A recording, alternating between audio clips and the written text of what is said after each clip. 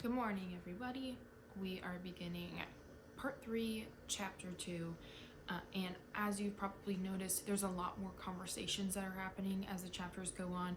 I'm going to try to change voices as Winston and O'Brien continue to talk to each other, but it may be a little bit more difficult. So if I feel like I'm not doing that or keeping up with that, I will try to indicate better who's speaking to make it a little bit less confusing.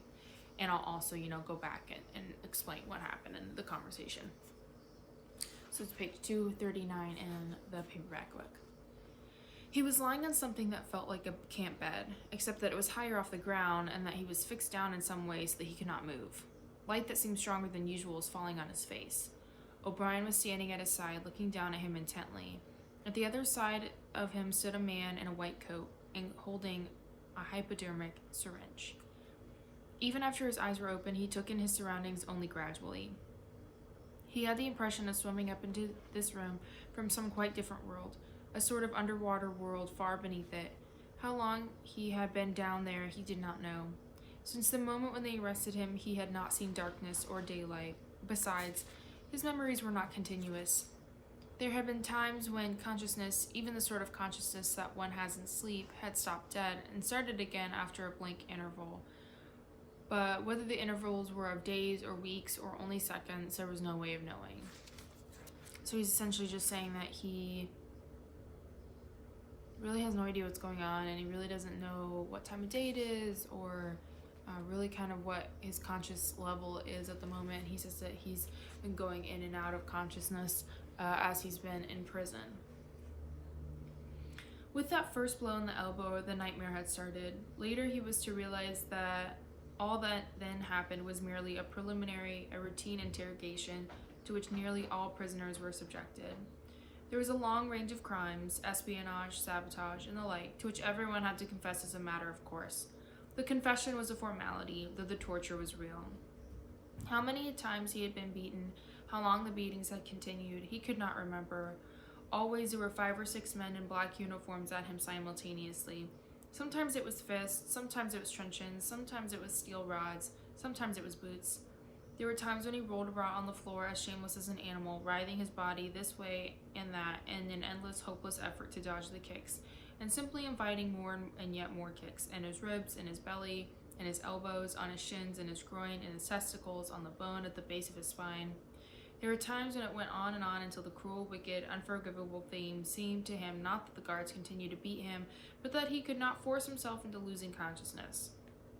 There were times when his nerve so forsook him that he began shouting for mercy even before the beating began, when the mere sight of a fist drawn back for a blow was enough to make him pour forth a confession of real and imaginary crimes. There were other times when he started out with the resolve of confessing nothing, when every word had to be forced out of him between gasps of pain, and there were times when he feebly tried to compromise, when he said to himself, "I'll confess, but not yet. I must hold out till the pain becomes unbearable. 3 more kicks, 2 more kicks, and then I will tell them what they want." Sometimes he was beaten till he could hardly stand, then flung like a sack of potatoes onto the stone floor of a cell, left to recuperate for a few hours, and then taken out and beaten again. There were also longer periods of recovery. He remembered them dimly because they were spent chiefly in sleep or stupor. He remembered a cell with a blank bed, a sort of shelf sticking out from the wall, and a tin wash bin, and meals of hot soup and bread, and sometimes coffee.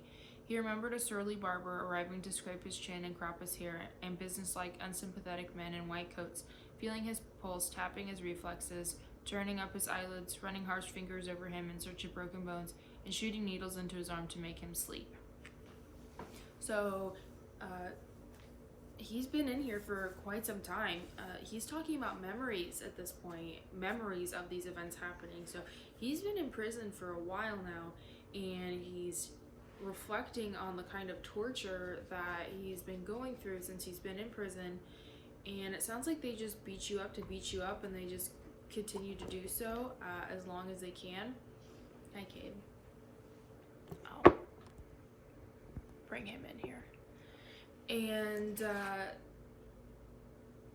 they just, he is just so beaten down by all of this torture that he says that even the sight of like a fist drawn back makes him just start confessing things that aren't real.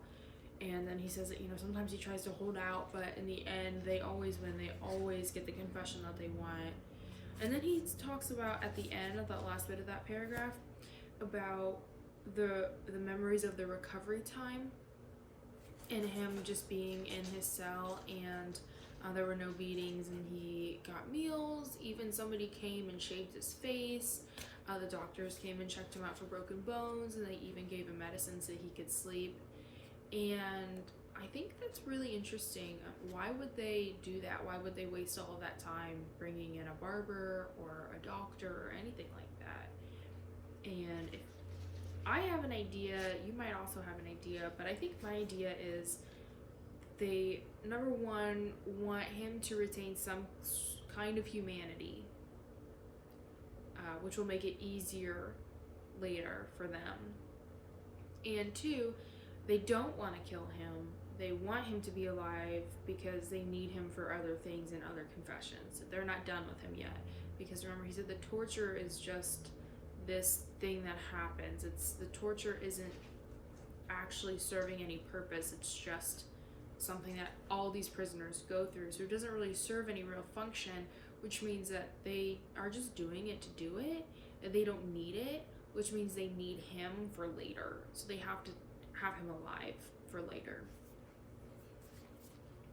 The beatings grew less frequent and became mainly a threat, a horror to which he could be sent back at any moment when his answers were unsatisfactory.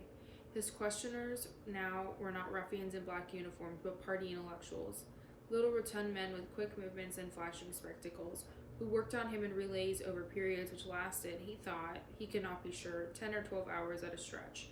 So they're questioning him for 10 or 12 hours, and it's not these really scary looking guys in black uniforms. It's party people now that are asking him questions.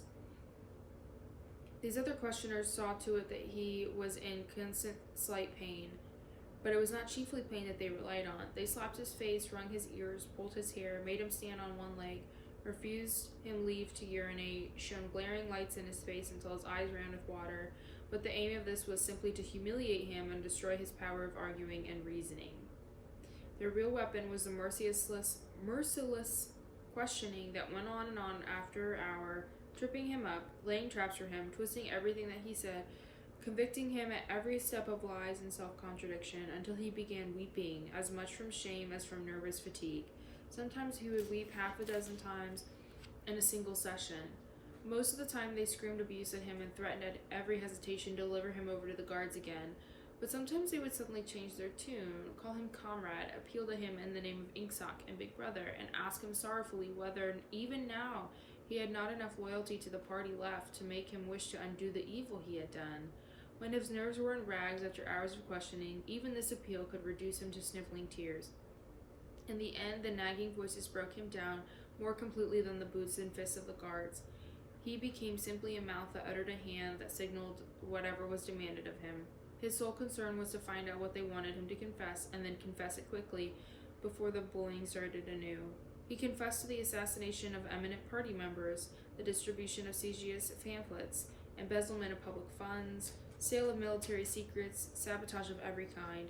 He confessed that he had been a spy in the pay of the East Asian government as far back as 1968. He confessed that he was a religious believer, an admirer of capitalism, and a sexual pervert. He confessed that he had murdered his wife, although he knew, and his questioners must have known, that his wife was still alive. He confessed that for years he had been in personal touch with Goldstein and had been a member of the underground organization, which had included almost every human being he had ever known. It was easier to confess everything and implicate everybody. Besides, in a sense, it was all true. It was true that he had been the enemy of the party, and in the eyes of the party, there was no distinction between the thought and the deed. So these party people are making him confess to crimes that he didn't commit. I mean, that is such a long list of crimes, and we've been with him for a really long time, and we know that that's not true, that he didn't do any of these things. But they are making him confess, they're bullying him, and then sometimes they'll switch, and they'll be like, oh my gosh, comrade, don't you feel so bad for what you've done? Don't you feel horrible that you betrayed the party? And he is just such a mess that he agrees and he feels so bad. They are really, really just breaking him down as as far as they can go.